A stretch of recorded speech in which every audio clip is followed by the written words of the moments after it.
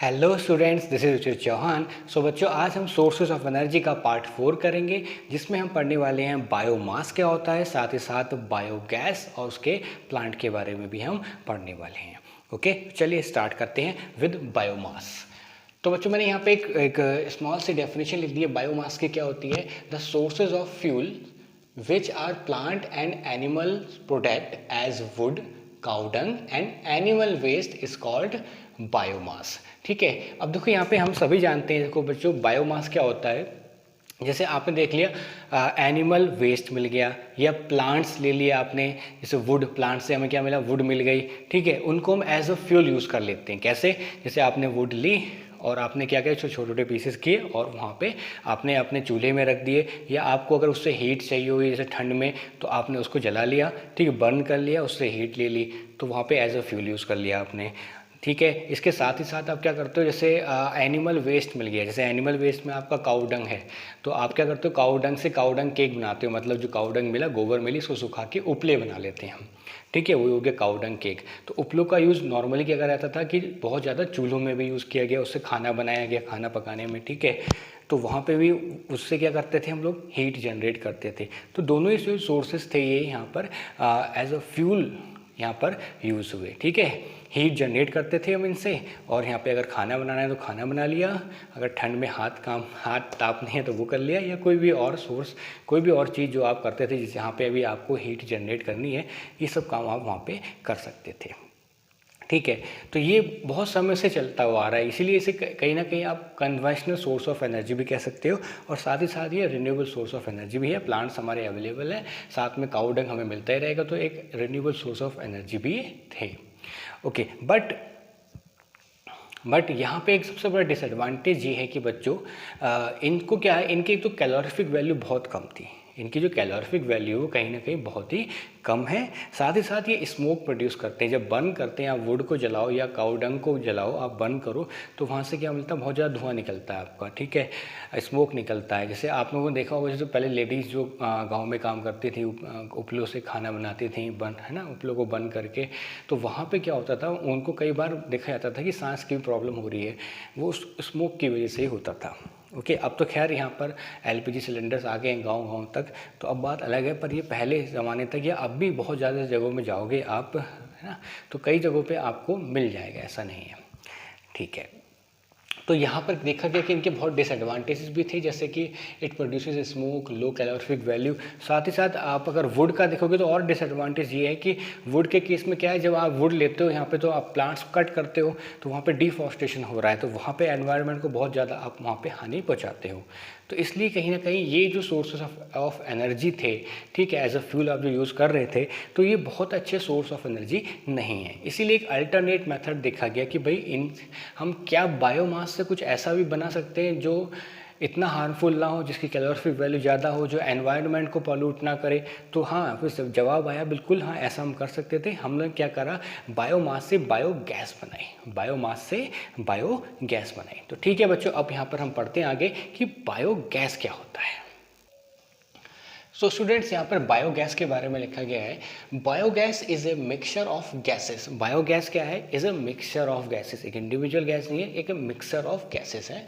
Biogas is a mixture of gases produce by the anaerobic decomposition of biomass. कैसे produce होती है? By anaerobic decomposition, by anaerobic decomposition of biomass mixed with water in absence of oxygen. It is also called गोबर gas. बच्चों, ये गोबर gas के नाम से भी जानी जाती है। देखो यहाँ पे क्या है कि बायोमास क्या है, is a mixture of gases. इसमें बहुत सारी गैसेस होती हैं। कैसे प्रोड्यूस होती है? By anaerobic decomposition, by anaerobic decomposition reaction in presence of water and in absence of oxygen.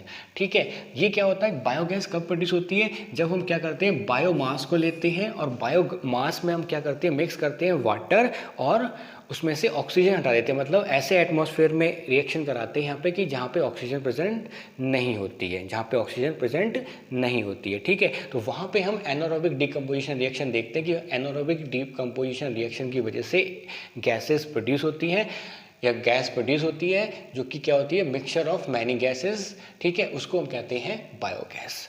अब यहाँ पे जो है बायोगैस के अंदर कौन कौन सी गैसेज है, इसीलिए मैं कह रहा हूँ कि वो एक मिक्सचर ऑफ गैसेज है। कौन कौन सी गैसेज हैं बच्चों? मीथेन है, कार्बन डाइऑक्साइड, हाइड्रोजन, मेनली ये पाई जाती हैं 3 गैसेज।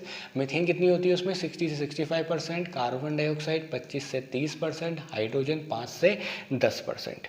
ठीक है, तो यहाँ पर ये हमने जाना कि बायोगैस क्या होती है, ठीक है, और कैसे प्रोड्यूस की जाती है। तो बायोगैस में क्या है बच्चों? ये मिक्सचर है बहुत सारी गैसेस का। कैसे प्रोड्यूस की जाती है? जब हम क्या लेते हैं, मेनली क्या लेते हैं, हम गोबर लेते हैं। ठीक है, गोबर लिया, उसमें पानी मिलाया और इन एब्सेंस ऑफ ऑक्सीजन एक रिएक्शन होती है, उसी को हम कहते हैं एनारोबिक, ठीक है, एनारोबिक डिकम्पोजिशन, और उसके थ्रू क्या निकलती है? गैस निकलती है। ठीक है, वही काम करती है आपकी बायोगैस का। ओके, आगे देखते हैं कि बायोगैस प्लांट जो कि बायोगैस प्रोड्यूस करता है वो कैसे काम करता है।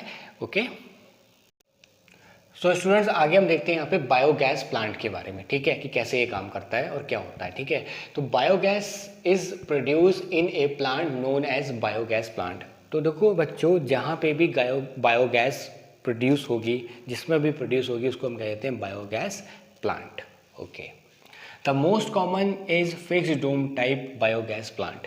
सबसे जो कॉमन जो पाया जाता है, सबसे ज़्यादा जहाँ पे जिस प्लांट में बनाई जाती है बायोगैस, उसको कहते हैं हम यहाँ पे फिक्स्ड डोम टाइप। फिक्स्ड डोम का मतलब वहाँ पे क्या होती है? एक डोम होती है गुम्बद टाइप की, ठीक है, जैसे मंदिर में होती है गुम्बद, उस तरीके से वो फिक्स्ड होती है इसमें, इसीलिए कहा जाता है इसे फिक्स्ड डोम टाइप।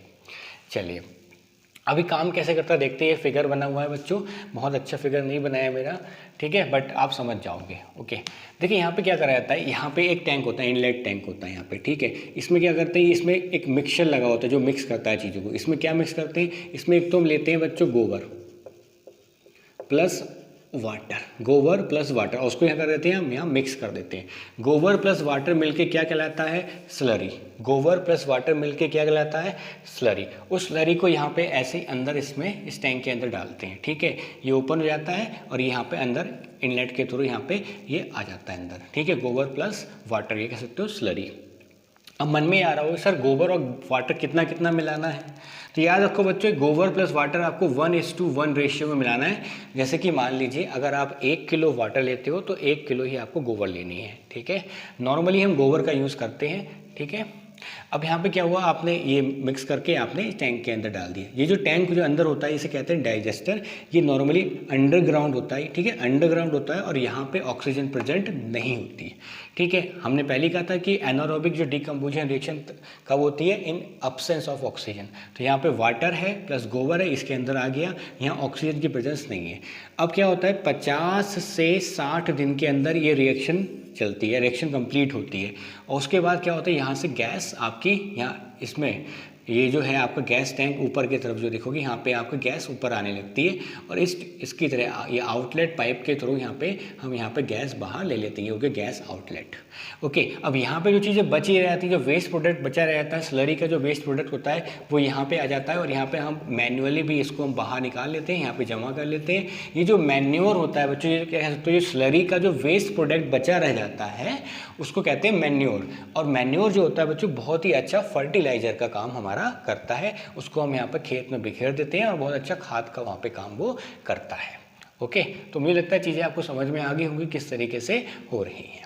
ओके, तो आगे देख लेते हैं बच्चे यहाँ पे जो बायोगैस है उसके क्या क्या यूज़ हैं यहाँ पे। तो यहाँ पे क्या है, इसको एज अ फ्यूल यूज़ करते हैं फॉर कुकिंग फूड, खाना बनाने के लिए हम यहाँ पे इसका यूज़ कर सकते हैं। इलेक्ट्रिसिटी प्रोड्यूस करने में भी कर सकते हैं, और साथ ही साथ आपने देखा था जो स्लरी था, स्लरी से हमें क्या मिल रहा था, मैन्योर मिल रहा था, और मैन्योर को हम एज अ फर्टिलाइजर यूज़ कर सकते हैं। तो यहाँ पे आप देख रहे होगे जो इस प्लांट में जो भी चीज़ है कुछ भी वेस्ट नहीं होता बच्चों, सब कुछ यूज़ होता है। तो काफ़ी अच्छा ये एक सोर्स ऑफ एनर्जी है। ओके, साथ में आप देख सकते हो इसके एडवांटेजेस क्या है। ये रिन्यूएबल सोर्स ऑफ एनर्जी, भाई हमें क्या चाहिए, हमें पानी चाहिए था, गोबर चाहिए थे, दोनों रिन्यूएबल सोर्स ऑफ एनर्जी है। तो रिन्यूएबल सोर्स ऑफ एनर्जी है, क्लीन सोर्स ऑफ एनर्जी है। क्लीन का मतलब यहाँ पे हो गया पॉल्यूशन क्रिएट नहीं करता, स्मोक प्रोड्यूस नहीं करता, चीपर है, सस्ता है, हाई कैलोरीफिक वैल्यू है बच्चों। वुड और आपका कह सकते हो काऊ डंग के मुकाबले काफ़ी हाई कैलोरीफिक वैल्यू रहती है, तो इसलिए एक बहुत अच्छा सोर्स ऑफ एनर्जी बनता है ये, ठीक है। तो मुझे लगता है बच्चों चीज़ें आपको समझ में आ गई होंगी। अगर कोई डाउट है तो कमेंट बॉक्स में कमेंट करके पूछ सकते हैं। Okay, thank you very much.